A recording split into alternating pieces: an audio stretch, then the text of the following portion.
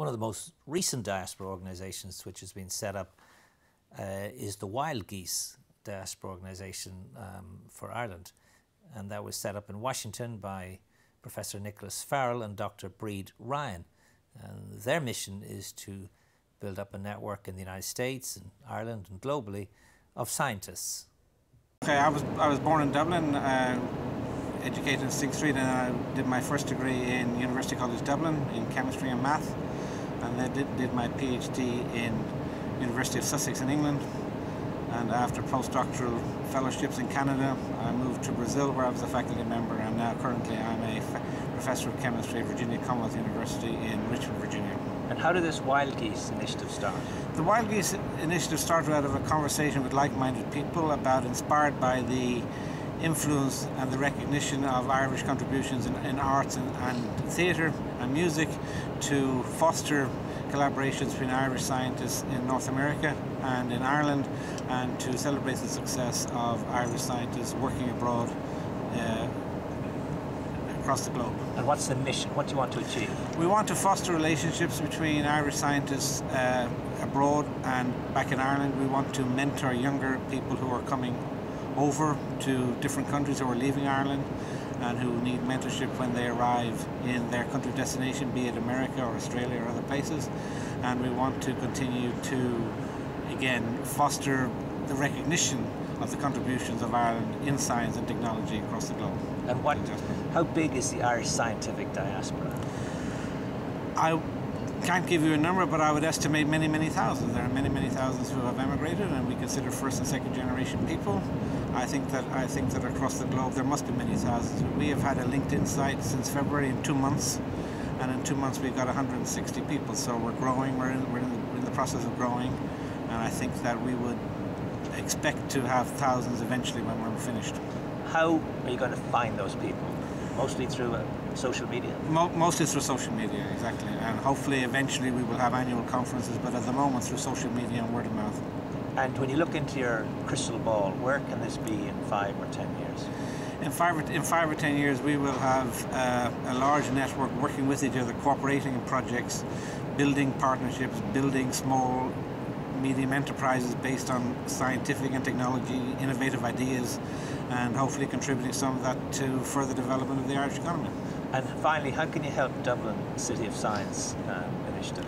I think we can have a session in the Dublin City of Science highlighting again exactly what I said, highlighting the success of Irish scientists abroad and encouraging the general public to still consider science and technology as a rewarding career both in Ireland and across the globe. Okay, Bríd, could you just give me a bit about your background and how come you're here in Washington? Sure, I was born in Limerick in Ireland, and I did my undergraduate degree in biochemistry in University College Cork. Then after that I went to St Vincent's University Hospital in Dublin, and I did my PhD there, again primarily in cancer biology. So after that I wanted to travel a little bit and get really solid training and further training in what I was doing, so I applied for the Cancer Prevention Fellowship Programme, which is an NCI sponsored programme. And the unique aspect of that particular programme is that it's sponsored, or my participation in it was sponsored through the All Ireland Cancer Consortium.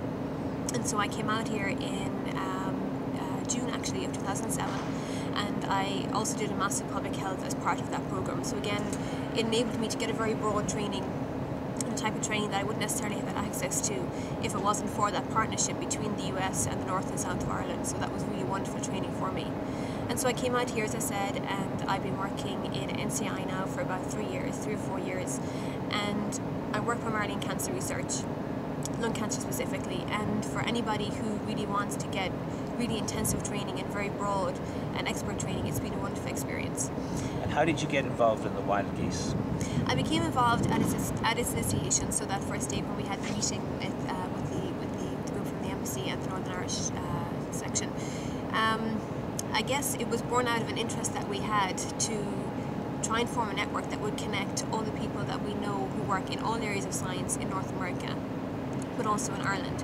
Because even from our own networking throughout NIH, we know that even itself there's about 40 Irish people there. In the greater Washington area that grows to more than 100, and so I guess at the start it was just really an effort to try and connect all of those people. Our 3 main goals, as you probably know, are to connect, communicate and collaborate, and that's really the fundamentals of what we're trying to do. At some levels it'll be a little bit informal, you know, a lot of it, networking is just getting in touch with people. But at a more structured level, we really want to foster the collaboration between all areas of science, between North America, the rest of the world, but also Ireland, and to really capitalise on the expertise that we have. Why has this not happened before? I think it has happened before. It happens every day in Ireland and the US. It's just that it's not formalised, and so a lot of people therefore don't know about it. So we're really trying to get the message out there that there are so many people working in Ireland who have Irish connections and in the US, and we're really trying to connect the two groups. So Okay. it does happen, just it's not formalised. And similarly to you, where do you think this can go in the next few years as a network, as an organisation? I think the sky's the limit really for it. We're a very talented group of people in the sense that we're, you know, as Nick was saying earlier, we're a very successful group of people. But what we really want to try and do is the collaboration part. So from an industry perspective, from a research perspective, an academia perspective, we really want to build on the communication and networks that we have to try and, you know, it's in the terms of reference. It's the knowledge-based economy, and we're a huge part of that. We may not be in Ireland, but I think we can foster its development, even though we're here, but from a diaspora perspective. What about other countries and other diasporas? Do you think you're laying down some markers and some lessons other countries could learn? I think so. In the sense, we're not reinventing the wheel. As I said, this has been done before, but the network part, the structure, is really what we're trying to put in place. I think having buy-in from key groups, you know, at a government level is extremely important, and I think that's one of the unique parts of what we have and what we're doing. We have buy-in from the US Embassy here, the Northern Ireland Bureau, and also from the government at home. And I think if you're trying to establish any kind of diaspora network, it's very important to have the people on the ground who are active in the research and active in the community, but you really need to have buy-in from official sources because they can facilitate a lot of what you're trying to